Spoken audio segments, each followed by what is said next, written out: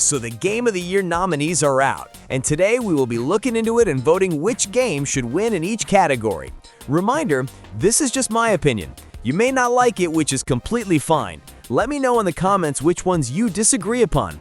I just ask that you be respectful. Now that's out of the way, let's get into it.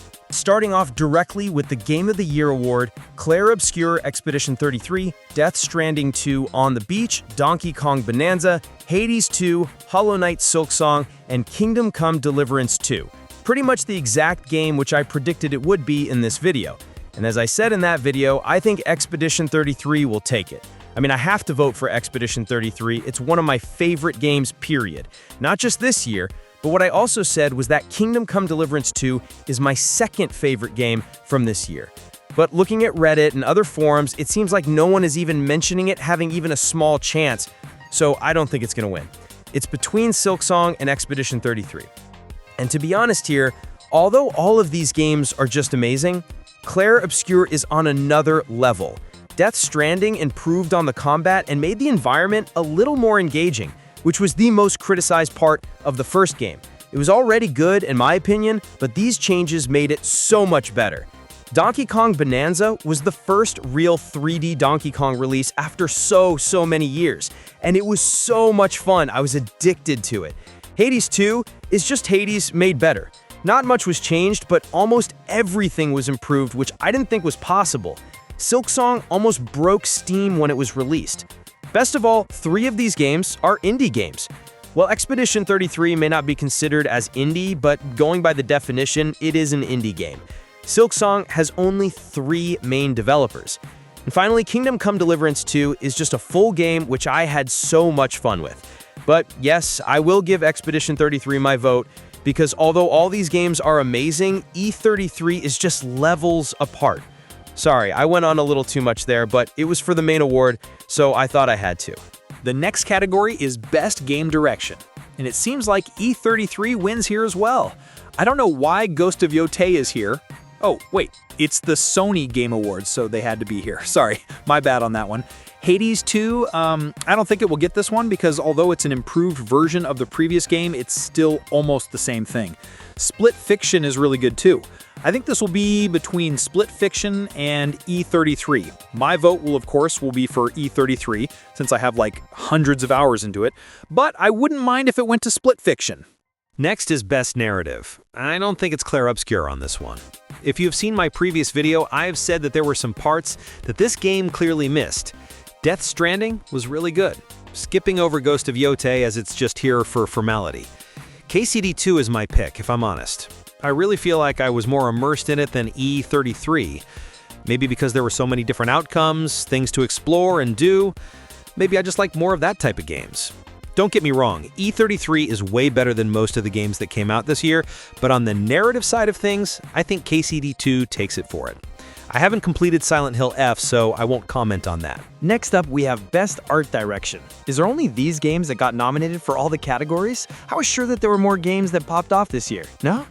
Clair Obscur, obviously a wonderful game with awesome art direction with all the attacks, designs, and environments. Death Stranding is more on the realism-looking style with a mix of weird stuff all over the story, which looked really good as well. Hades 2 has a good art style, more of an indie look, along with Silksong. I think Silksong wins this, you know? Silksong, I feel like, has more of that artistic look and feel, along with clean animations that just blend in so well. I am gonna give it to Hollow Knight. Next category is Best Score in Music. No question, it's Clair Obscur's soundtrack. I mean, I don't really remember a lot of the other soundtracks from the other games on this list, but I can still hum the soundtrack from Clair Obscur. Lorien Testard, is that the name of the singer? Or either way, this one for sure wins this year, no doubt. Best audio design? It's not Battlefield, I can tell you that. Sorry, Battlefield. You are a great game, but you need to work on those footstep sounds. Is it Clair Obscur again? Because I don't think Death Stranding 2 had something revolutionary. Maybe Silent Hill F wins this, but I haven't completed it. Or I should say, not even halfway there yet, so I don't want to comment on that. As you know, Ghost of Yotei is just for show, to fill out the gap in the list, make Sony look good and it's on show. Yeah, I think Clair Obscur takes this one as well. Is it a whitewash by them? Holy, they are just taking everything. This is not even fair, man. 1, 2, 3 nominations from Clair Obscur. Charlie Cox was Gustav, right? And Jennifer English was Mael. Of course, I know Ben Starr was Verso. Everyone was saying he was so great when the game came out. But Troy Baker was also so good in Indiana Jones. I hate to say it, but I think Clair Obscur will win everything this year. I vote for Ben Starr. He was really good with his voice on this one. Even with such a stacked roster of games this year, it just shows how, even with a few people, good games can win everything. I am not saying they are winning everything. They should, in my opinion, but it's Sony Scam Awards, so who knows? Next is innovation and accessibility. I think I will just vote off of what I hear on Reddit and stuff. I don't really know about any of them in terms of accessibility. Ubisoft always has a ton of accessibility stuff in their games, so I am just going to vote for them. Sorry if any of the other games did some really cool stuff, but I never used them, so I just went with what I think has almost all the accessibility options. Games for Impact? I don't even know these games exist. Let's just skip. I don't want to vote on things I don't even have a clue about. All right, best ongoing. Final Fantasy XIV is good. Fortnite, it seems like, has fallen off quite a bit, even from last year. Well, Fortnite, the Battle Royale. Other game modes are going strong. Helldivers 2 is not the same game anymore as it was last year. Marvel Rivals is one of the best hero shooters to come out last year, but I have to vote No Man's Sky. They have to win every year, I feel like. They made one of the worst games to ever release into something that is so good right now. They did something impossible. They made us believe that studios are not all bad and in it for the money. So, No Man's Sky it is. Best community support. Does Baldur's Gate 3 still get updates and patches? I haven't played it for a long time now. I think No Man's Sky wins this. No? It's kind of like the same category as the last one, I feel like. Hello Games made some of the best patches and updates for this game, but were they good this year? I feel like Fortnite always does some crazy stuff. Like recently they released the whole Simpsons map, which was cool. It's hard. I feel like it has to be No Man's Sky, but I won't be surprised if any other of them wins because I haven't been keeping up with them so much. Best indie game. I'm excited for this one. It is a little unfair that Clair Obscur is on here. It's the clear winner. If it was good enough for me to win Game of the Year, then it should clearly win Best Indie Game. But if we ignore that, I think Hollow Knight wins this, followed closely by Blue Prince. Those are so great. Blue Prince does not get enough credit for how good the game was. Isn't Ball X Pit published by some big publisher with many different games under its belt? I swear I saw some shorts about why Ball X Pit should not be in here, but it's still an amazing game. I think Megabonk and Dispatch should have been here too, but I am sorry, but I have to give this one to E33 as well. Best debut indie game. Okay, this is just bullying now. I just won't vote for E33, not because it's bad, but because I think other games should have the spotlight as well, because it's not like any of the other games were bad. It's just E33 fits every category, apparently. I think Dispatch is a great visual novel game. It made me want to play more of those types of games. I haven't played Dispelote, hope that sounds right. Blue Prince is amazing, but Dispatch made me like a whole genre of game that I didn't think I would enjoy. Best mobile game is same as accessibility category. I only have ever played Uma Musume because of the hype, so I will vote for that. Nothing else to say, really, for this one. Skipping this one, I have not played any VR or AR games this year. Best action game. Okay, here is another spicy one. Battlefield 6, Doom: The Dark Ages, Hades 2, Ninja Gaiden 4, and Shinobi: Art of Vengeance. I have never heard of that game. If Doom was the same as Doom 2016 or Eternal, it would have won this, no questions asked. But I feel like this one missed its mark a bit. Ninja Gaiden, however, is the game I think of when I say action game. I have to give it to Ninja Gaiden 4. Best action adventure. That's Silksong. Although Indiana Jones is good as well, Silksong is just better. Also, it was good enough for me to be considered as one of the nominees for Game of the Year, so it has to win here. Best RPG. Why is Avowed here? Were there no other RPGs this year?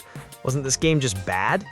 Anyways, I think KCD 2 wins this. As fun and amazing Clair Obscur is, I think if we only talk about being an RPG, KCD 2 delivers so much more. You have so many choices, options, do whatever you want, shape Henry the exact way you want. It's like the exact definition of what an RPG should be. Wow, I feel like a salesman for that game. But I do think as an RPG, KCD2 is better than Clair Obscur. Monster Hunter Wilds was not it, and Outer Worlds 2 was nothing too special either. Best fighting game. What are these collections? Are they like remastered versions or something else? I haven't played it. I will give this to 2XKO simply because I have played that the most out of the other games in this list. Best family game. If you say family game, then Mario Kart wins here, because Split Fiction is only limited to 2 players. Same with Donkey Kong too, right? Mario Kart is also so much better with more and more people in a Discord call. I have to give it to Mario Kart World. Best sim strategy has to be FF Tactics. It's like the only one that made a huge wave. It also, I think, has some pretty good ratings even on Steam. Although Evolutions is pretty good too.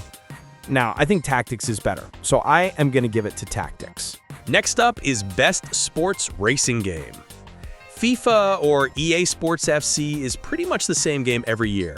They show all these new mechanics every single year, but in actual play, it's almost the same game every year. Rematch was such a great spin to the football genre. Sonic I haven't played, and F1 I haven't played.